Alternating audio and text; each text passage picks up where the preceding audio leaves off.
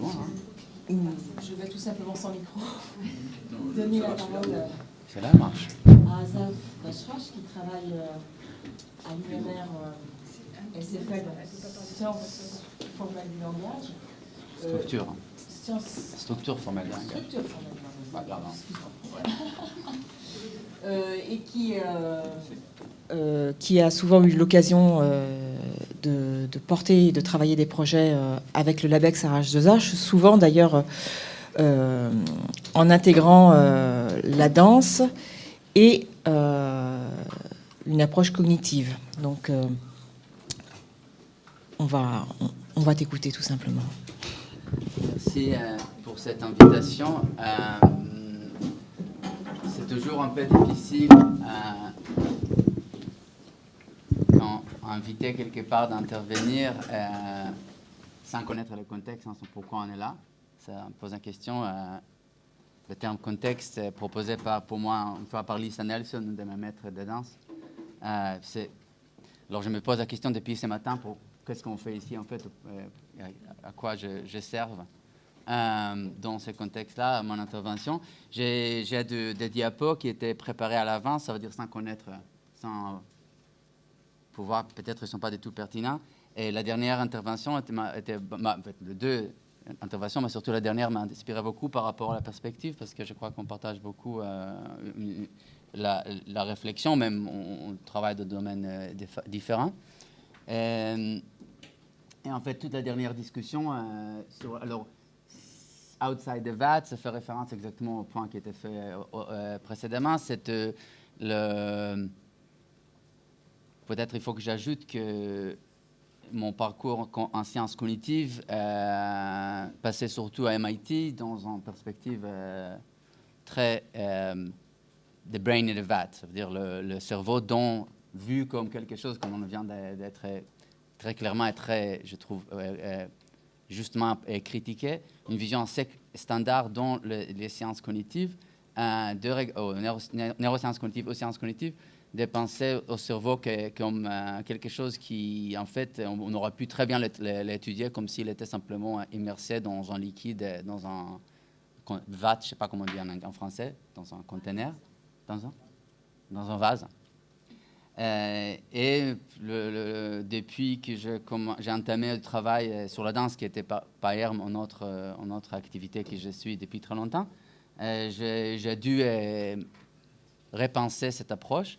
Je ne suis pas épistémologue et je n'ai aucune formation en philosophie, alors je vais surtout essayer de trop éviter je ne pense pas pouvoir avoir une réflexion suffisamment poussée sur des questions qui étaient posées avant, peut-être même pas sur mes activités, mais je dirais quand même que je crois que je ne connais rien en physique, en biologie et toutes autres sciences. Je connais un peu en sciences cognitives, un peu en linguistique. Et je peux dire que je crois qu'il y avait une erreur, en tout cas en sciences cognitives, moins qu'en linguistique peut-être, de trop essayer de rapprocher en sciences peut-être comme celle de la biologie ou la physique. Et exactement, ça on va revenir très vite, en mettant à côté l'expérience en première personne. Ça veut dire quelle est vraiment l'expérience. Je crois que c'est clé. Et là, je crois aussi on diffère un petit peu par rapport à ton intervention, dans le sens que je veux dire, que je suis tout à fait d'accord qu'il y a un besoin de clarifier, même pour nous-mêmes, si je parle comme artiste, praticien, notre expérience, ce que tu appelles l'opération, nos pratiques, nos opérations, nos outils d'expérience qui sont hyper aiguisés une fois, mais des fois... Moi, je ne trouve pas qu'ils sont... Ça, je ne suis pas sûr sur la notion de flou. Pour moi, je crois que l'expérience que je vis, surtout quand je suis dans le domaine, dans ma pratique artistique, ne sont pas du tout flous, sont hyper précis. Des fois, beaucoup trop précis pour avoir des mots. Les mots sont trop flous. Pas notre... Et alors, il faut qu'on trouve des manières de description plus fines pour arriver à décrire exact. Parce que les problèmes en sciences cognitives, peut-être plutôt que je fais mon slide, je vais parler de ça, et que les définitions en sciences cognitives sont trop floues, trop limitées, trop manquent en fait la richesse qu'ils doivent avoir. Et c'est exactement là où, et là encore une fois, je reviens, même si je crois que politiquement, c'est les artistes qui doivent aller chercher les sciences, parce que c'est comme ça la politique et l'économie actuelle, mais dont le vrai sens, ça doit être le contraire.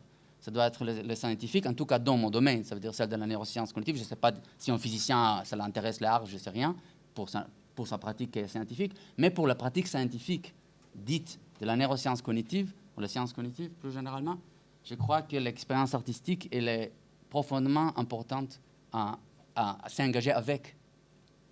Pour une des raisons, je crois que une des forces, pour moi, encore une fois, de mon expérience, qui est proposée par les pratiques artistiques, par la création artistique, c'est l'exigence et la technicité très, très fine dans la manipulation et dans l'observation de l'expérience en première personne, qui manque cruellement, moi je dirais, dans la vie quotidienne. Et malheureusement, dans les sciences cognitives, qui sont souvent, se basent sur une expérience, sur des expériences en première personne très naïves, je dirais, très premier degré, pas du tout où on ne va pas au fond. Ça c'est la première chose. La première chose que je dirais aussi, et là encore une fois, un désaccord un petit peu avec peut-être la dernière présentation, ou pas peut-être, je ne sais pas. Mais en tout cas, comme je suis à la fois, j'ai deux pratiques. J'ai une pratique scientifique, une pratique de danseur, pédagogue, somaticien, performeur. Moi, je vois beaucoup plus de similarités entre ces deux pratiques-là que des différences. Et en fait, dans le travail, ok, peut-être parce que je suis élève de Steve Paxton, alors c'est peut-être une façon particulière de danser ou de penser de mouvement, mais je trouve que le travail d'artiste est exactement en forte réduction par rapport à... on fait en forte réduction. Pensons dans une expérience d'aller en spectacle. On s'isole des mondes, déjà. On est dans un silence par rapport à tous les bruits normalement qu'on a dans un environnement écologique. On se met même des fois dans le noir. Sur scène, les choses sont très contrôlées. Tout est hyper millimétré, beaucoup plus souvent qu'une expérience en laboratoire cognitif. Alors, quelquefois, et après, même, et par ailleurs, si on pense j'aimerais prendre par exemple chez Steve Paxton le petit dance, le small dance. Steve Paxton, une pratique particulière, il a développé dans les années 60. C'est un danse, mais c'est en fait être debout pendant 20 minutes, 1 heure, et de faire l'expérience de cet être debout. C'est une réduction énorme. C'est exactement ça qu'on fait dans la science. Très, très similaire, sauf qu'on est, plutôt que s'intéresser par des mesures en troisième personne, on s'intéresse par des retours en première personne. Mais sinon, je trouve et là encore, il y a un point de rencontre très intéressant que nous, on a essayé à aborder dans notre recherche. Alors peut-être, pour dire déjà que je ne suis pas ici, je suis physiquement, mon corps est fini, mais notre corps est infini. Notre projet, il est très, très grand, il n'arrête pas d'agrandir et de se diversifier. Il y a plusieurs personnes qui étaient impliquées dans le travail que vous allez voir. J'ai mis particulièrement Colline Joffino qui a fait beaucoup de travail que vous allez voir. On va voir ce qu'on fait, le travail avec Myriam Gourfink, avec laquelle on va commencer, pour plus ou moins.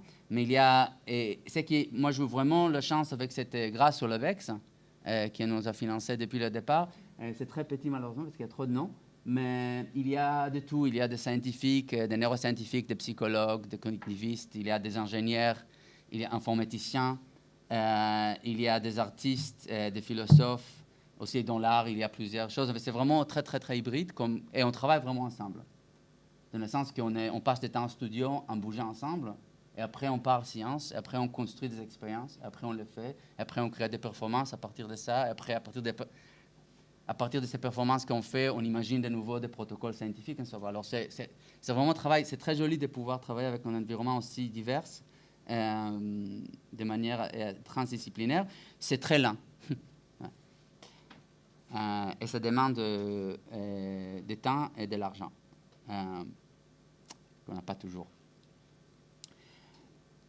Alors, je commence à faire un petit peu quelque chose, j'ai dit quelque chose de très similaire, mais je l'ai redit un peu différemment dans cette diapo. Je vais montrer très vite un travail que nous, on a fait en toute première année de l'ABEX, en utilisant l'imagerie cérébrale, où on a pris la première perspective. Ça veut dire comment je peux étudier la danse comme un objet. On peut étudier la perception des visages. Maintenant, j'ai étudié la perception de la danse. Vraiment une approche cognitiviste très, très classique, en plus IRM fonctionnel, tout ce que vous voulez. C'était publié, on est très fiers, mais c'est très, très limitant comme perspective. Et je vais après surtout prendre le temps de parler de l'autre perspective, celle de la danse comme neuroscience, même si c'est un petit peu... C'est pour un jeu de mots plutôt que...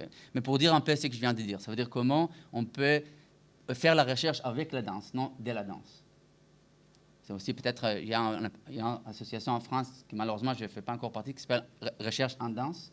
Et je crois qu'il y a ce jeu de mots là aussi. Comme moi je l'entends comme ça, je ne suis pas francophone.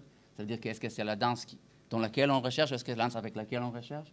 Et je crois que c'est une ambiguïté constante qui est très liée aussi à toutes les questions qu'on a vues ce matin, où à quel moment l'activité artistique ou l'objet artistique devient un objet d'étude de la science, en quelle fois ils sont un outil d'étude pour les sciences ou un outil qui peut inspirer des questions et des questionnements scientifiques ou être proposé comme un protocole.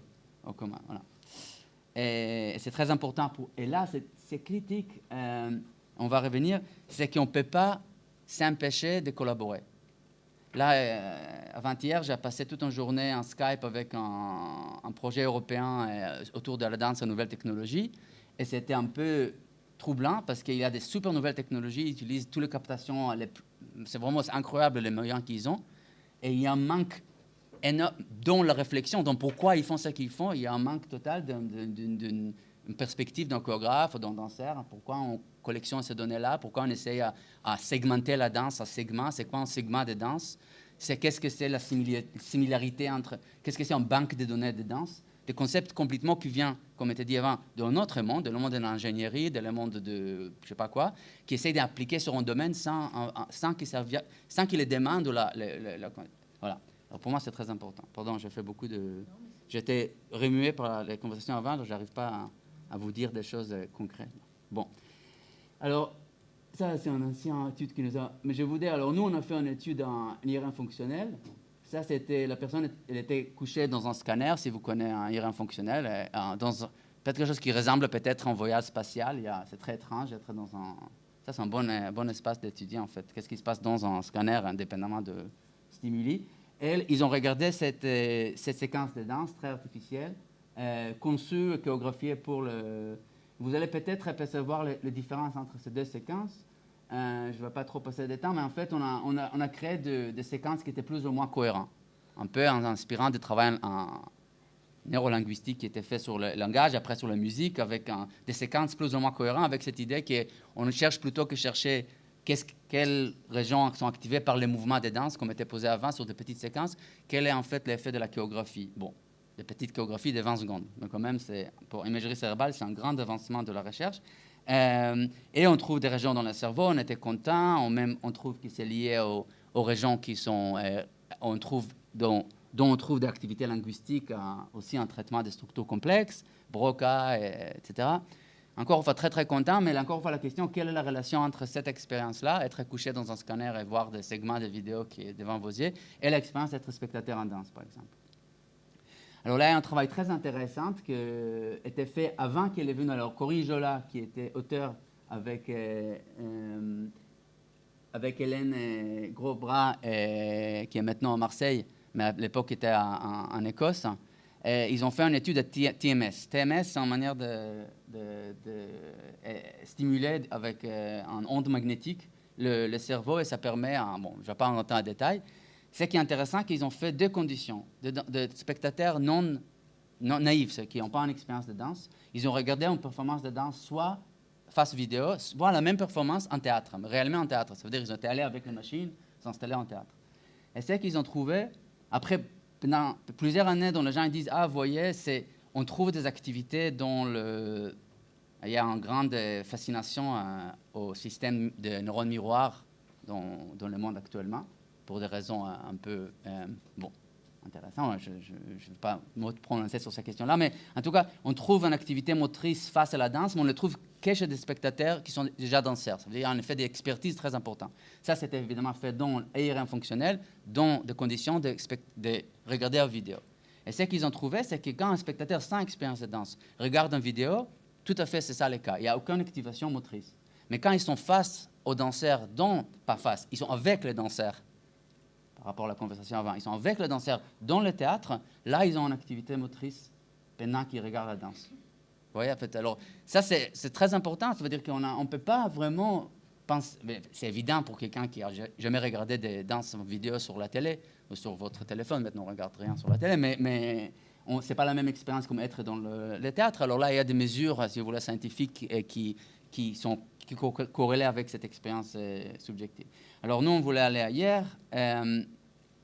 Alors, je vais parler très vite de quelques projets qu'on a fait. En fait, il faut dire que je n'étais pas venu de dire tout ce que je pense sur l'épistémologie, mais plutôt de parler de méthodes, comment, c'est ça qu'Anne m'a demandé, quelle méthode on peut utiliser pour... alors, je dois faire ça. Alors, je vais essayer d'arriver à ça tout de suite, mais je vais quand même passer encore un petit moment conceptuel, je me permets. Alors, on est très inspiré par Francisco Varela. Je crois que les noms peut-être est connu. En tout cas, il a passé beaucoup de temps en France et il a beaucoup inspiré de chercheurs en neurosciences, de philosophes, de psychoanalystes et plein d'autres disciplines. Il ne faut pas oublier qu'à la base, il est biologue, en fait, avec un travail très, très important avec Maturana dans les années 70 en biologie, neurosciences. Et il est aussi très connu, et de manière populaire, surtout peut-être connu pour le fait qu'il a essayé de mêler le bouddhisme avec la neuroscience cognitive et la cognition. Parce que lui-même, il était un praticien de la méditation bouddhiste. Et très proche à Dalai Lama, jusqu'à sa mort, ça fait 15 ans, pas plus. Et là, moi, j'appelle ça le triangle de Varela. En fait, c'est ma manière de conceptualiser sa manière de penser. C'est ce qu'on appelle la neurophénoménologie, où on met en connexion la philosophie. Pour lui, c'est la phénoménologie, mais on peut très bien aller ailleurs. On peut être délusion, quoi que ce soit. L'idée, c'est qu'il y a une réflexion philosophique. La neuroscience, ou la neuroscience cognitive dans mon cas, et body-based practice. Je les mets de cette manière-là parce que chez Varela et la plupart de ses disciples, depuis ses élèves qui continuent à travailler, et Antoine Lutz et autres, c'est surtout la méditation qui les intéresse. Je trouve ça très intéressant comme pratique corporelle.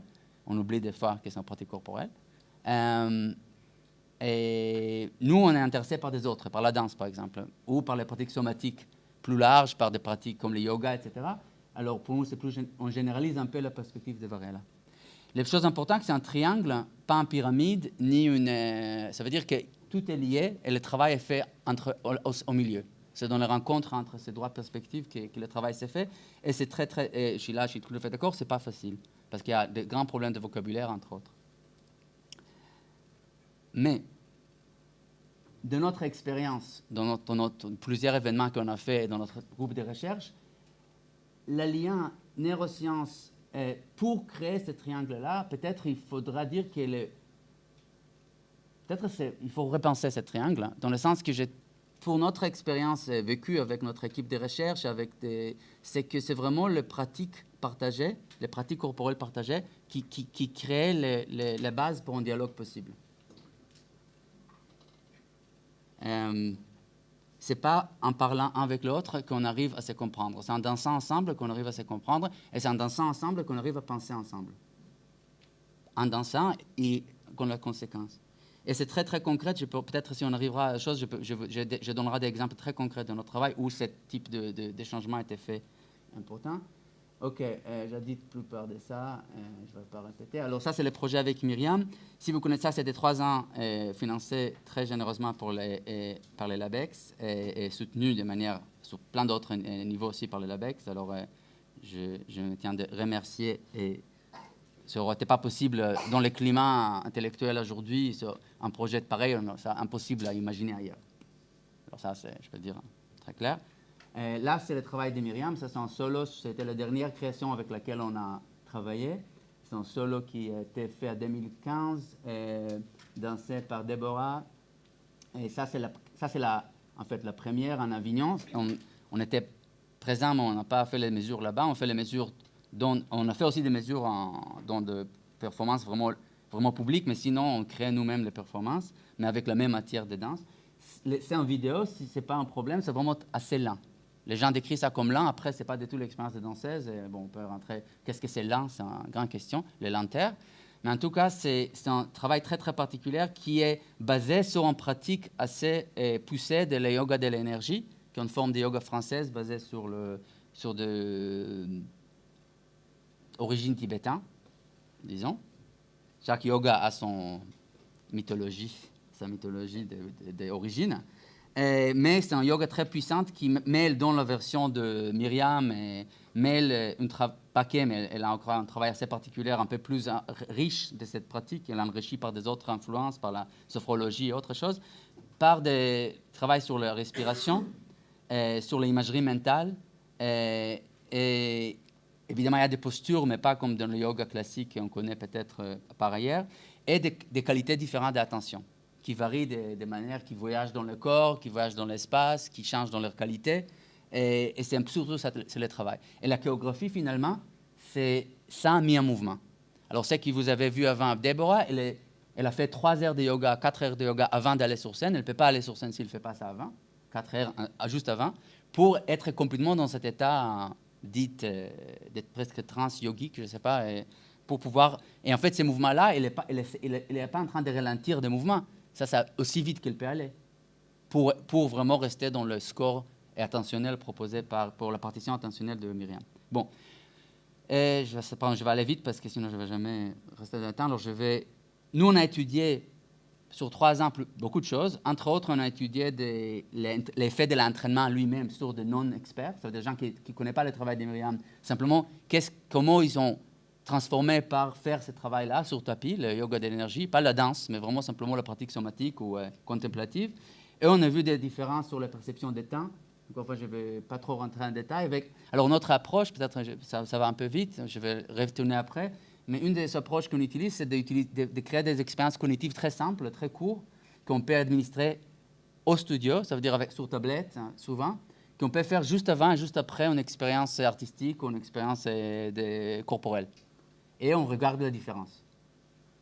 Alors ça, c'est une différence de la perception des temps, avant et après le yoga. Ça, c'est une différence dont... Ça, c'est un travail... Ça, on leur demande... C'est toujours des questions, évidemment, sur l'expérience objective des temps. On ne parle pas de la flèche de temps, on parle de l'expérience objective des temps. Et là, on parle aussi de l'expérience objective du corps, la taille du corps. Ça, c'est un petit protocole qu'on a développé où, en fait, la personne avec les yeux fermés est en train d'indiquer... On les demande en voix haute, on les demande d'indiquer la taille d'une partie de leur corps. Là, par exemple, c'est la tête, je crois. Et ça, c'est avant le yoga. Pardon, ça, c'est avant et ça, c'est après. Voilà. Vous voyez, à gauche et à droite, la même instruction. Et l'impact que le yoga est là, ça, c'est pour la torse. Et après, on peut mesurer. Ce qui est intéressant, c'est que ça reste complètement subjectif, ça reste première personne, mais c'est quantifiable. Ça veut dire qu'après, on peut aller pixel par pixel et on peut mesurer quelle est la quantité de changements dans l'expérience subjective de taille de sa corps. Après, voilà. Donc ça, c'est où on met un peu la quantification à la première personne. Et là, on peut imaginer plein de dispositifs comme ça pour le type de travail que vous faites en corps infini. C'est un corps infini, ça... On peut beaucoup imaginer de ce type de travail. C'est peu coûteux, c'est assez vite à faire et c'est très bon même parce que quand on a 10 personnes, un à côté de l'autre, tout avec les yeux fermés en train de faire de taille de leur corps, c'est en soi une performance assez magique. Notre dispositif est assez complexe, beaucoup trop complexe. Vous voyez déjà, ce n'est pas possible. Vraiment, ce n'est pas possible. Alors, on commence de cette idée que, et ça revient à la question qui était posée avant. Vous voyez, ça, c'est comme on imagine une performance classique de danse, en live. Très important, on n'est pas face à vidéo, là, on est vraiment en performance. Il y a la chorégraphie, ça, c'est un extrait de la chorégraphie de Myriam, et qui est transmis aux danseuses, et les danseuses l'interprètent en temps réel, mais vous voyez très bien que la flèche est bidirectionnelle. On ne peut pas imaginer un performance comme en étant... Aucun danseur que je sache ne peut pas imaginer qu'il danse de la même manière s'il y a ou il n'y a pas un public. Ça, c'est question, on ne se pose même pas.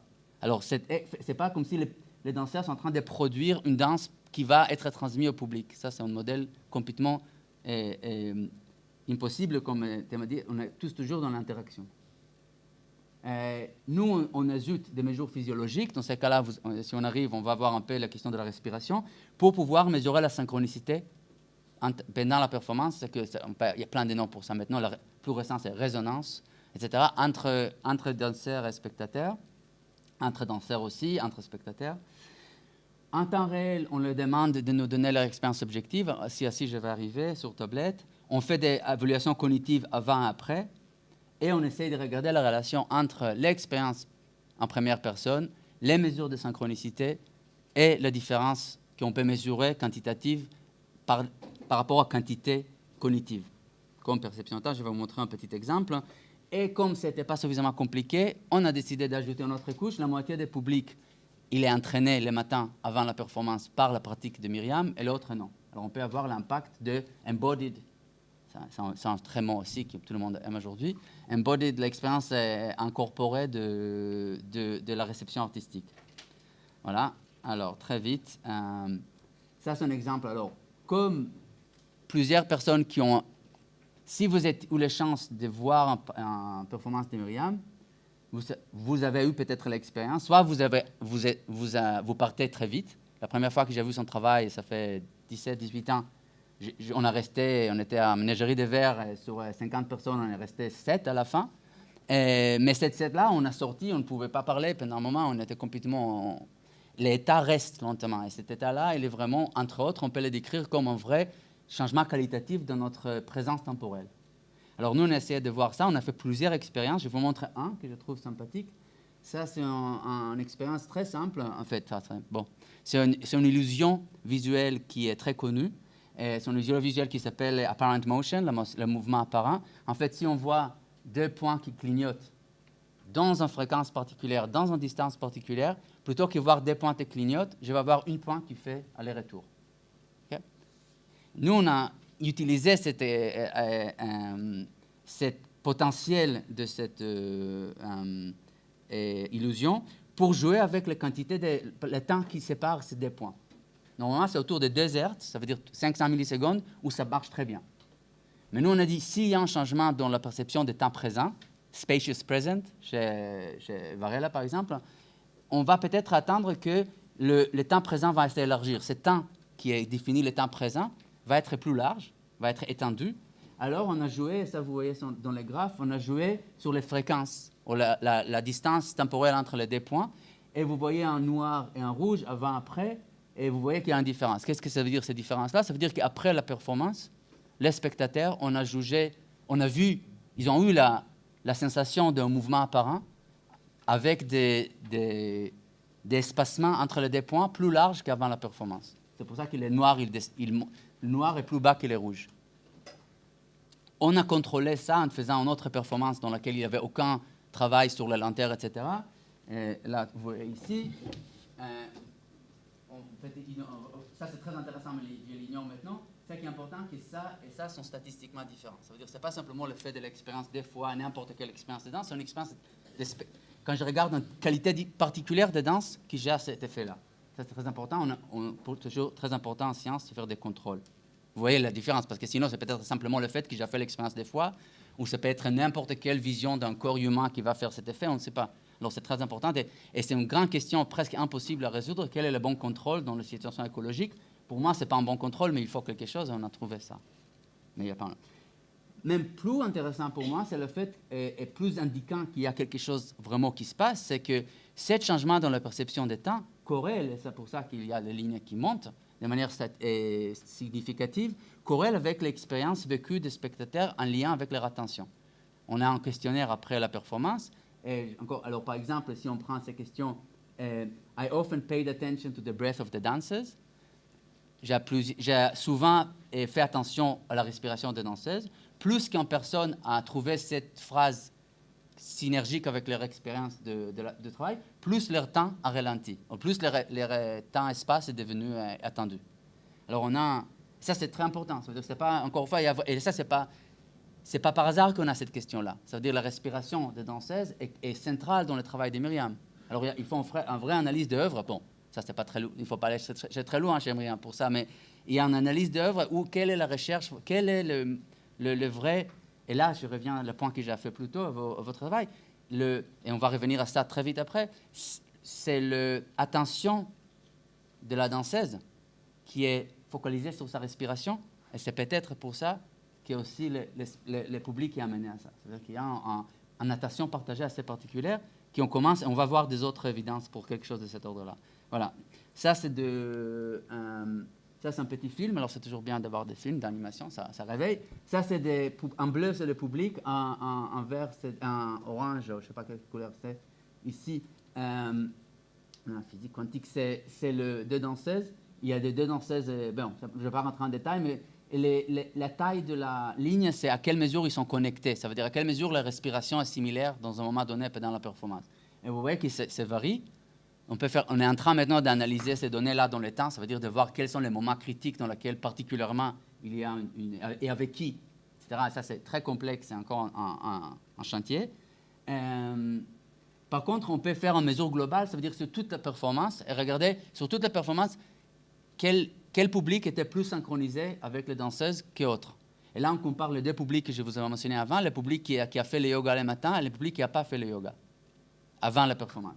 Et c'est ce que vous voyez en rouge, vous voyez que ça, c'est toutes les performances qu'on avait, et vous voyez que généralement, et c'est statistiquement encore significatif, c'est que le rouge est généralement plus large que le bleu. Ça veut dire quoi? Ça veut dire que généralement, les personnes qui ont fait le yoga le matin se synchronisent les respirations avec les danseuses, ou peut-être c'est les danseuses qui se synchronisent les respirations avec eux, plus que les gens qui n'ont pas fait le yoga le matin. Mais encore une fois, on ne reste pas que son observation en troisième personne. Si on regarde le niveau de synchronicité de ou la synchronisation de la respiration de chaque spectateur avec les deux danseuses, qui c'est sur le X, sur l'horizontale, ça corrèle avec à quelle mesure, encore une fois, ils ont fait attention à la respiration des danseuses. La même question qu'on a vue avant. Alors en fait, encore une fois, on couple la observation en troisième personne, celle de la niveau de synchronicité de respiration entre spectateurs et danseurs, avec une mesure subjective de leur attention, leur rapport subjectif de leur attention. Maintenant, c'est en corrélation, c'est très important. C'est une des questions qui, pour moi, un petit peu guide notre recherche depuis, c'est quel est le rapport de ces relations-là? Est-ce que c'est le fait que je prête attention à la respiration que je synchronise? Est-ce que c'est le fait que je synchronise qui m'amène à avoir plus d'attention? Ou est-ce que, ça c'est pour moi l'hypothèse la plus intéressante, en fait l'attention, ou en tout cas l'attention conjointe, est un phénomène de synchronisation? C'est la même chose. Et je crois qu'il y a des raisons de penser que c'est juste. Alors ça, c'est vraiment une manière qui amène une nouvelle perspective sur la théorie de l'attention. On les connaît un peu en musique, mais pas dans l'attention conjointe. C'est moins discuté dans cette manière-là.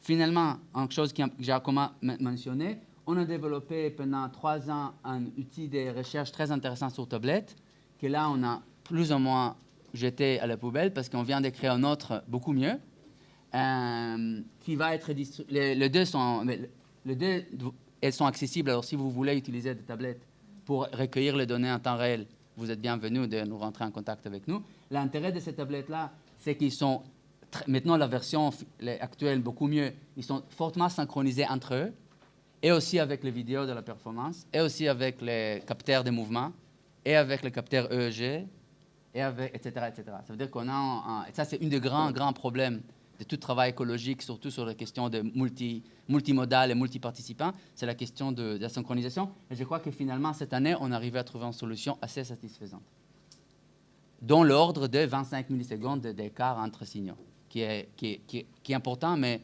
moins négligeable que c'était avant. Alors, par exemple, en tâche,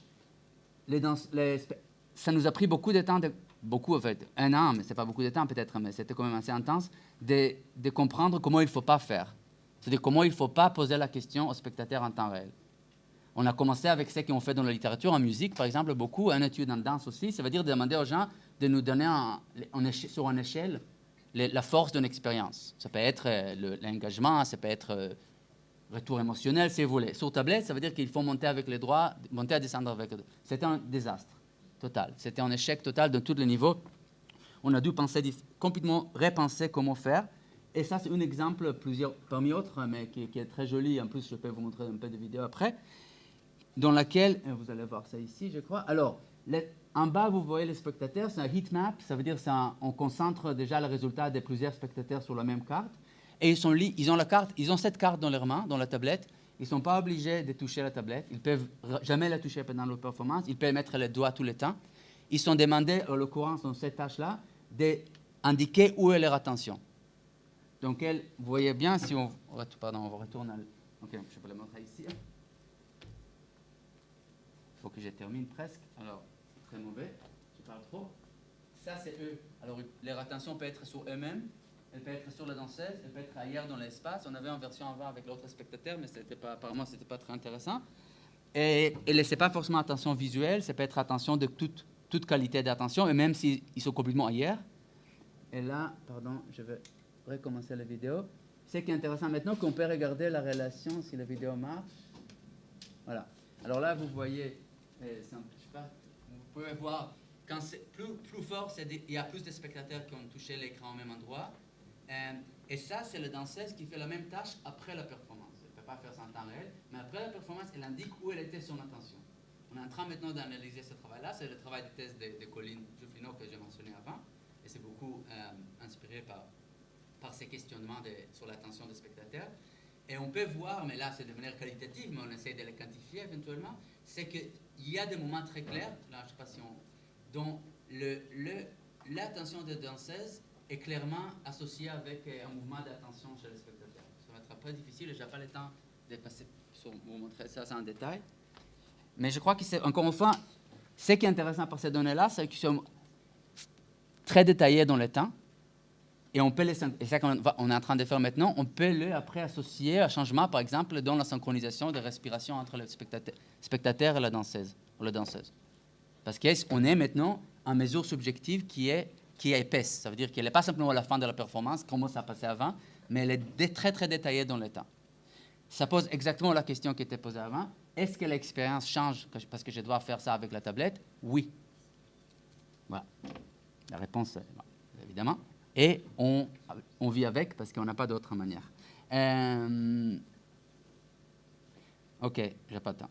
J'aurais pu vous parler d'un projet. Ça, c'est une toute autre approche parce que là, en fait, avec Mélanie Perrier et avec un spécialiste, un postdoc qui était avec nous pendant un moment, et José Luis, qui travaille sur la question des regards des autres, l'effet des regards des autres sur nous, on a construit une performance que Mélanie a créé un peu le dispositif avec un dialogue avec nous et que nous, on a mis en place, en fait, où, en fait, on a des spectateurs et des performeurs qui viennent et les performeurs, ils sont à l'intérieur de cette tente.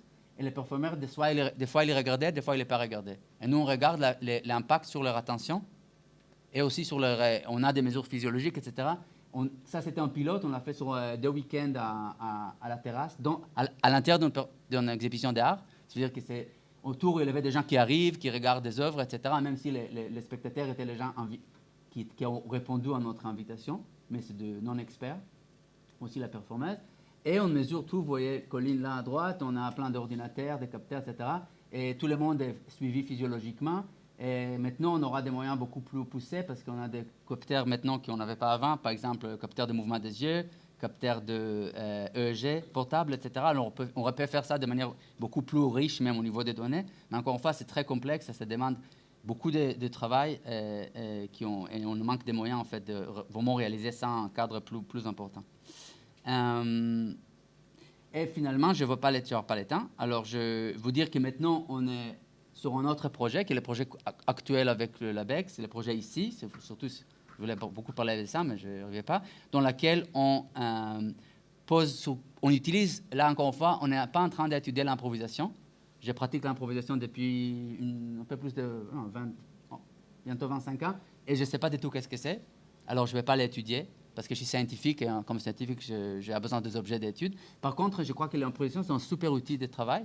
Alors, on utilise l'improvisation conjointe pour étudier d'autres phénomènes. Par exemple, là, c'est quelques exemples sur la question de décision de groupe, comment prendre des décisions ensemble, comment un langage émerge, là, c'est mon parti linguiste, dans une interaction non verbale, sans code établi, sans même vraiment l'improvisation conjointe, il n'y a pas vraiment de sens. On n'est pas en train de faire quelque chose avec un but. Comment, quand même, on peut parler d'une émergence de langage?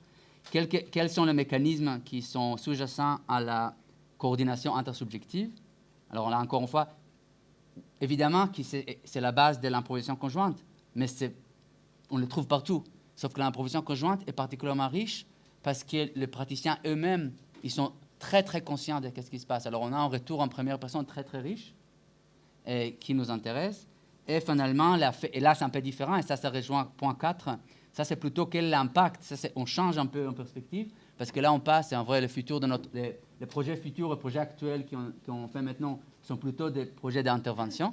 Alors, on a un projet qui vient d'être financé avec un collège à Bobigny. On va utiliser l'improvisation conjointe avec les élèves et les profs pour voir l'impact sur l'attention conjointe. On a un projet avec Asperger sur le dessin en temps réel, etc. Et on a des projets avec des problèmes de dyslexie, etc. Avec la danse, avec l'improvisation. Alors là, ça change. Là, l'improvisation, non pas comme un outil de recherche, mais un outil d'intervention. Voilà. Mais on reste un petit peu dans la même famille. Voilà, je ne peux pas vous donner, j'ai eu plein d'exemples, des vidéos et tout, mais voilà, je vais arrêter ici. Non, je vais dire. Vous allez voir plein de choses que je n'ai pas dit, qui sont très intéressantes. Et je vais arrêter pour dire que merci au DIM qui nous a financé aussi beaucoup et au CNRS. Et je vais vous dire aussi que la semaine prochaine, et pour ça je dois partir aussi aujourd'hui très tôt, on a 3 jours d'expérimentation en Centre Fouché. Il y a quelques places qui restent encore. Alors si vous voulez venir, c'est 4 heures, vous allez danser, vous allez être capté, vous allez faire des expériences cognitives, un peu dans l'esprit que vous venez de voir. Vous devez écrire à cette mail-là et vous pouvez encore nous rejoindre. Voilà, merci. Pouchet, c'est 17e, c'est sur la ligne 13, même pas trop loin d'ici, mais dans Paris, dans le petit île. Oui, c'est marqué un petit. Oui. Assister à seulement une session? Oui, une session, 4 heures. C'est bien ça. Oui. Notez les mails et envoyez, vous pouvez venir. Mardi, mercredi, jeudi, matin, après-midi. Voilà. Merci. J'ai pris trop de temps, je suis désolé. Je peux prendre quelques questions peut-être. Moi, j'ai juste une remarque en fait, parce qu'en fait, le dernier schéma, je sais plus, c'est le dernier ou l'avant-dernier, où on voyait les espèces de petits pantins et puis les spectateurs qui essayaient de montrer où est-ce qu'ils fixaient leur attention. À la fois, je le trouvais hyper minimaliste, ce dispositif, et en même temps, ça rejoint vraiment précisément toute cette question de l'articulation entre des expériences qui peuvent être faites dans un champ scientifique et ce qui est une pratique artistique évidente, c'est le dessin. C'est le dessin. Alors moi, j'ai une formation en art plastique et donc en dessin, et c'est la première chose qui me vient à l'esprit. Moi, quand je vois encore un mouvement, je le dessine. Je le dessine par la pensée. Je passe mon temps à faire des lignes, comme je l'ai toujours fait, et c'est quelque chose qui vient de ma formation. Et après le dessin, finalement, c'est l'image, c'est les mouvements de caméra, c'est la manière dont la caméra suit du regard, les parties du corps, etc.